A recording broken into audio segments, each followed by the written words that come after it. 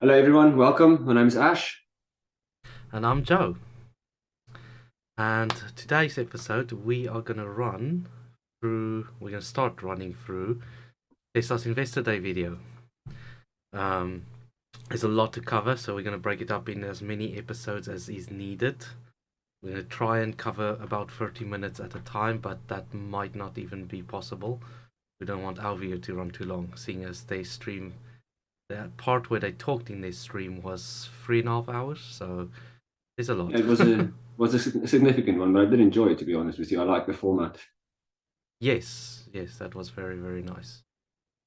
Okay, so we've made some notes and we're just gonna try and go through it as quickly as possible. Okay, so let me switch over to this. Alright, Ash, so you can see that, hearing that of you, and Zoom go away. Okay, it's not on my recording, that's fine. Okay, so we made some notes on timestamps and we'll go from there and we'll try and scroll this as best as possible. First note that we got is at about 3018. So let's see if I can find it. So about, yeah, but not actually going to go there. We just want to show this for the slides. Um, Tesla just reiterated that they are focusing on the foreseeable future rather than the next few quarters. So I believe that's just Tesla saying that stop focusing on the near-term future and focus on the proper future. Yeah, I do just find it just hilarious, and people keep asking him, "So, what do you think is going to happen in the next year?" We yes, think 5 to 10 years from now. We don't care about the next year. yeah. We don't care about the next quarter, next year. We care about the actual future, which is brilliant. Okay, and so the first one is at 30. Oh, sorry, second one is at 3150. I'm not gonna scroll it down because it's not the actual slide. Let's go to the first slide. 3337. Come on. Where's my timestamp? 33. This is Here the we go. There's our first slide. But yeah, just before that, at 3150, Elon said that they can see a clear path to a sustainable future without destroying the ecosystem. And then later on, they obviously run through it and show that we actually need to do less destruction than what we're currently doing in order to achieve this. If we could just manage to ramp down fossil fuel production, which is going to start happening, and it's going to start happening more and more as we electrify vehicles. And unfortunately, I believe that, I mean, I'm jumping ahead a bit right now, but just want to cover it and we'll get to that section. Is I believe that the investments currently done in fossil fuel is going to get ramped up by governments because the fossil fuel industry is going to say, look, we're dying, we need help. But that would Well, just, that's the reason why it's called fossil. yeah, and that's just going to extend the inevitable and waste money that could have been spent on building the sustainable future. So just want to get that out of the way. This is a slide where they just cover what our current consumption is. I mean, these numbers are pretty much unfathomable for most people in the world. 165 petawatt hours in a year. In a year, that is crazy. It's crazy amount. I didn't think it was that much, to be honest with you. I mean, what did he say? It's a trillion kilowatt hours? Something along Like, them lines. yes, it's mad.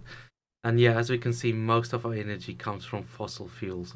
80%. That is, yeah, we need to make some serious changes to that because look at all that pollution that we generate. Just, it's mad.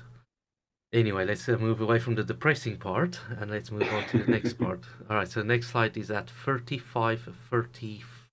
So let me try and find that. There we go. Okay, so what they're saying is instead of using 165 petawatt hours a year, we can be using, or we would be using 82 petawatt hours per year at our current use rate. Now, personally, I think if we have fully sustainable energy production at that point, because they estimate for this to be doable by 2050.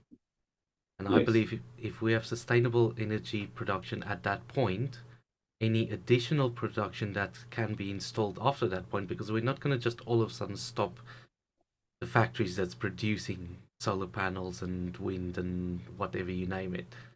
All that extra No, that's going energy, to be a yeah, all that extra energy is going to be available to be used. So I reckon our use the year is actually going to then start going up again. We're going to find new uses for our energy, which is going to massively start advancing civilization, in my opinion. Oh, definitely. I mean, you can small example, but there's a couple of places already that started using renewable electricity to actually mine Bitcoin, and it's actually less expensive to do that. And by doing it that way, they're actually generating income for these communities as well. We're talking third world countries here, but it comes down to the same sort of thing. Um, the better we get at this, the more sustainable it will be, and it will just eventually take over. And you wouldn't need fossil fuels to be able to do all these things.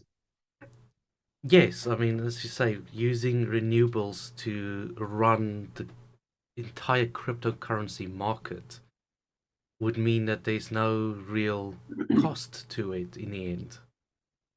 That's exactly what it is. I was watching something last night about it, and it is absolutely amazing how they've taken a small little third world section of a third world country, and they've introduced this, and all of a sudden this place is now thriving. Yeah, yeah, it's amazing. Okay, so our next slide, I've re-slided there. Um, this is what they say what would be required or what is needed or what is achievable to reach our sustainable economy. So we're talking about 3 to 4 times more storage required than what you generate. But that seems like a heck of a lot more. That's about 8 times more. So I don't know what. Probably missed it. Someone could please correct us on what is the difference here between what's generated and the storage. But I know they said about 4 times more required storage, which makes sense. Oh yeah, you're not going to use all the electricity that you've generated Exactly as you're during the generating day. it needs to go somewhere. Like they said earlier, or earlier in the video or later in the video, I'm not entirely sure. But effectively, you when you generate during the day, all that energy then needs to be stored and then Yes, used at night. Oh, this goes back to the heat pumps actually. When they came and they said that's effectively how it's going to work. So during the day, nobody uses that much electric, but you need the batteries obviously to keep that. So when it gets colder at night, you need your heating to come on, or whatever the case may be. You've got that power there and it's ready. yes. Um, I know it's not covered in this section, but we will get there where they're talking about where Tesla Energy is a supplier, like in Texas, about giving unlimited charge plans for during the night when they produce a lot of wind and no one's using it. And I think that's just absolutely brilliant. Wish we could get that over here. But yeah, so let's continue. Yeah, so 30 terawatt hours of renewable power, $10 trillion of investment, and this is a very key thing. And I think one of the next slides will cover this, so we'll go there when that is there. We've already covered that they said they reckon we need half the energy of what we currently use. And then land area required we'll get to. This is just astounding when we get to that slide where they show the little tiny squares that we need in order to generate all the energy we need for the world.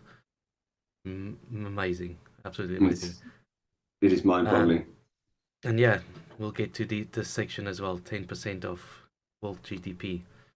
And yeah, nothing is. We've got enough resources to cover it all. So that's pretty damn amazing. So 3616. So next one is. I'm not gonna go there. We're not gonna.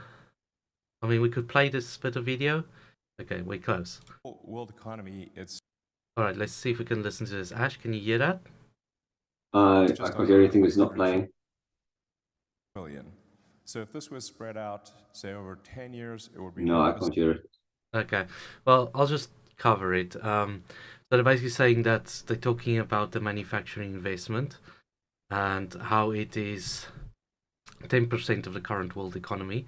But if you spread it out over 10 years, then it's only, what, 0.1% or 0.2%, depending on what you decide to invest, of each country's GDP, or, the average world GDP. And so it becomes a very tiny fraction that's needed. Most countries aim to spend about 2% of GDP on military. Spending 0.1% on energy seems more than reasonable. Yeah, definitely. Well, if we want to be sustainable, we want to save the planet we live on, we've got no choice. Yeah, stop buying bullets. Buy enough to defend yourself, don't buy enough to attack. Basically.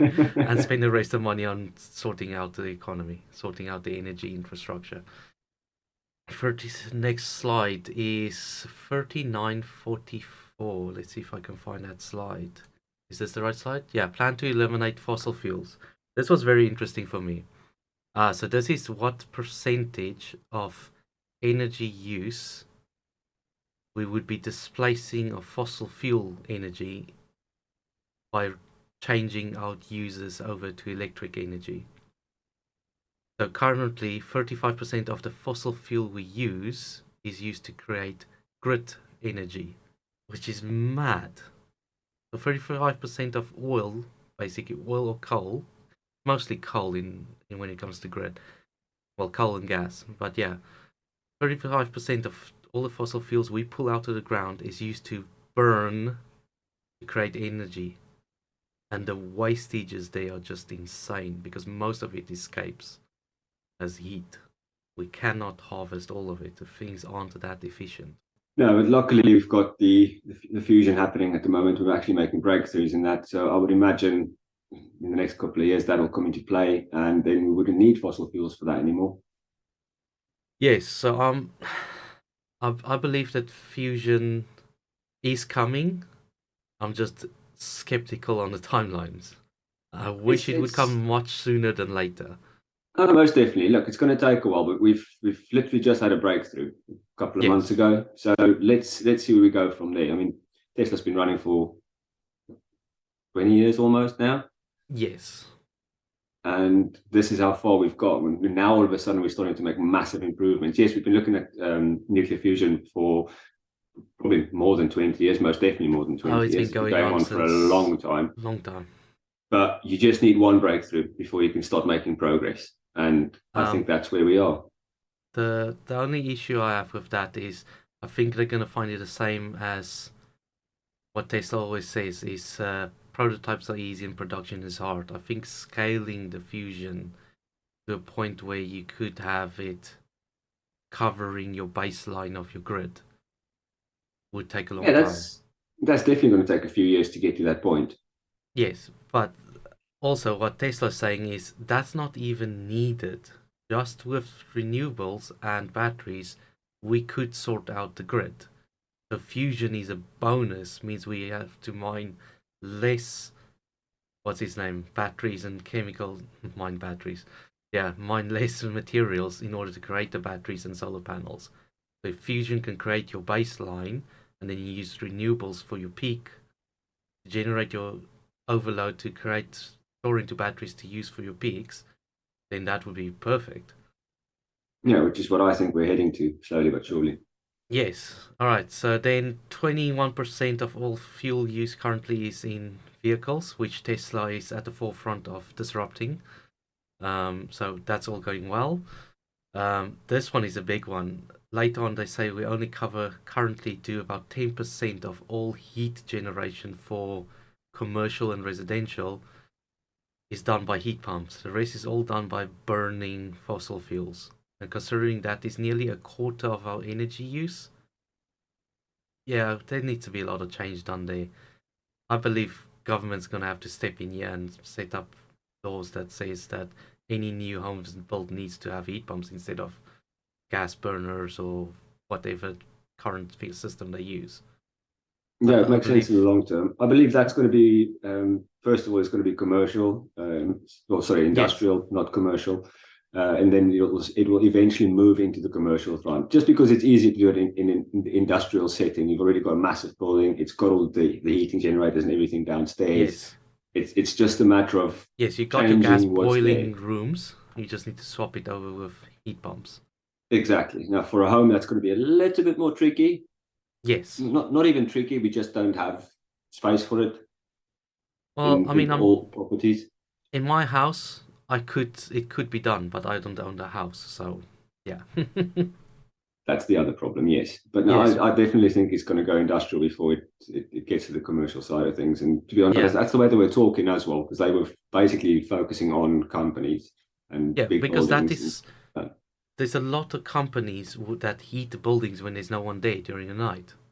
well, most of them do. I mean, Exactly. So there's so you much walk through London at night and you wastage look at all going. the offices that are there and lights are on, but there's nobody there, nobody's moving, but yet that No, office is being maintained for what? For a ghost.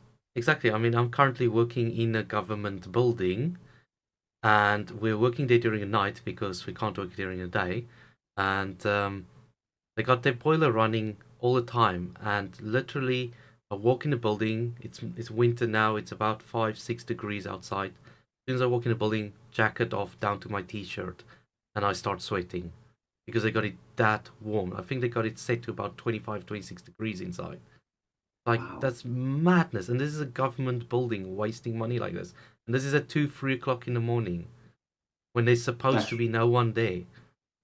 that's just ridiculous. I'm sorry, but my house is set to 20 degrees, My house is usually set and between that's more 18 than to enough. 20.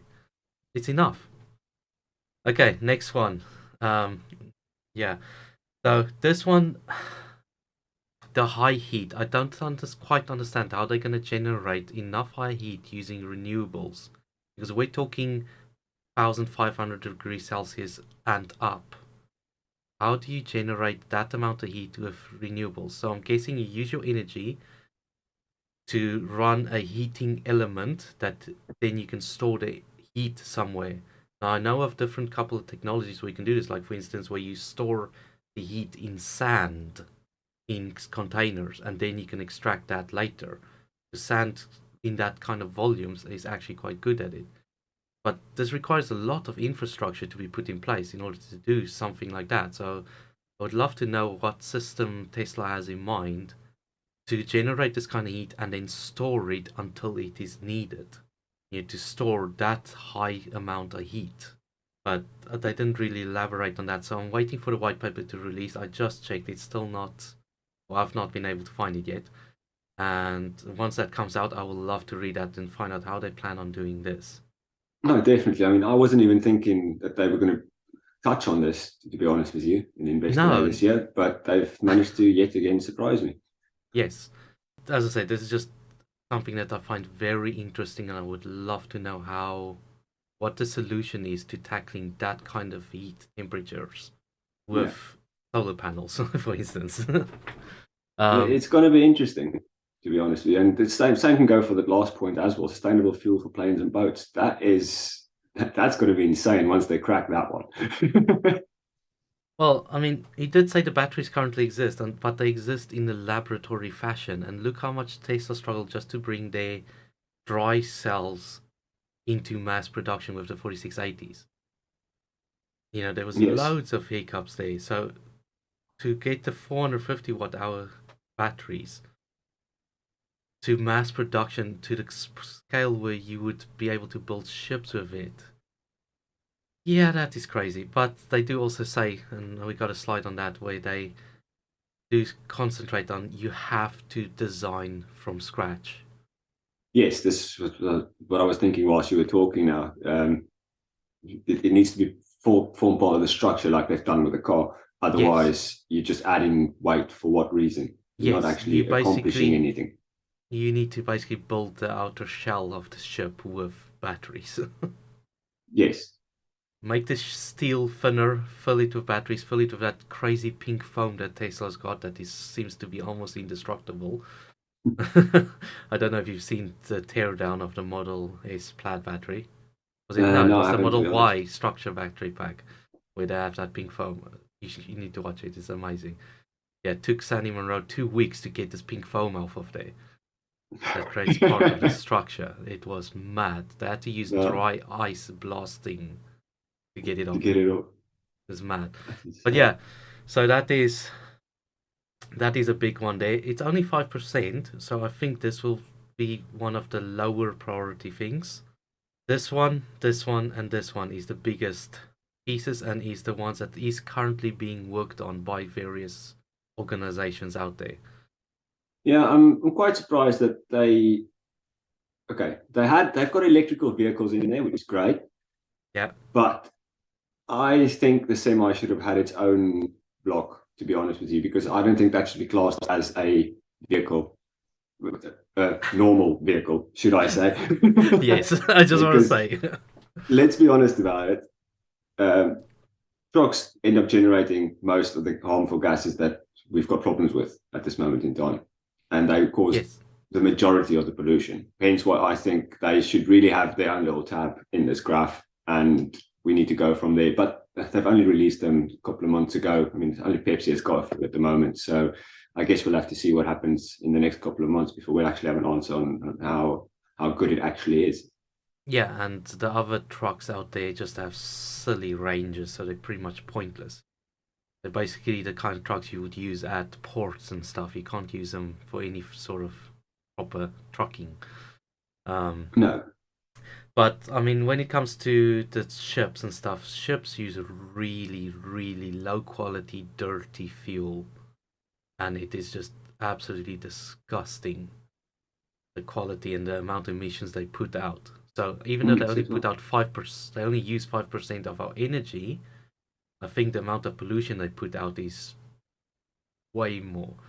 I Oh, won't be most surprised if definitely. it's about 30% of our world's pollution. No, between boats and fuels and trucks, I reckon that's going to hit at least 70% if you add those three things together.